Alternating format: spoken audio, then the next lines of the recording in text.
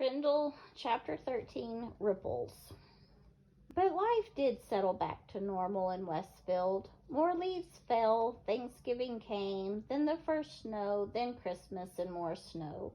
Fall and winter seemed to calm everything down and drive everyone into their own houses.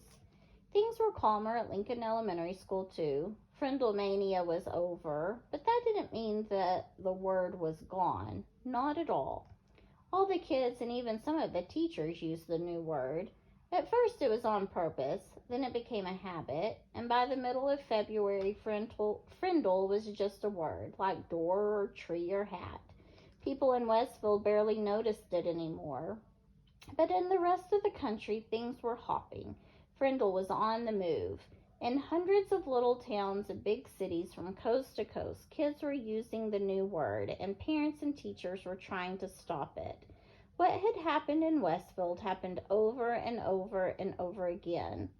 Bud Lawrence couldn't have been happier. There were Frindle shirts and sunglasses and erasers and notebooks and paper and dozens of other items. The new line of Frindles imported from Japan were a big hit, and now there was talk of selling them in Japan and Europe as well. The checks that went into Nick's trust fund got bigger and bigger.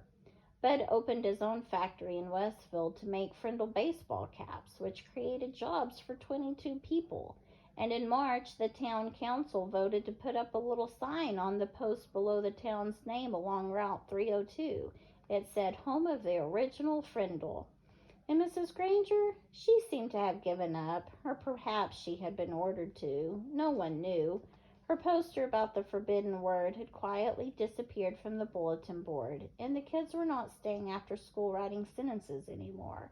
It was business as usual, except for one thing. Everyone in 5th grade got at least one word wrong on his or her spelling test each week. Every week, the first word at the top of Mrs. Granger's list was pen, and each Friday during the spelling test, every kid spelled it Frindle. Nick was sort of a celebrity for a while. Everyone had seen him on The Late Show and on Good Morning America and 2 or 3 other TV shows.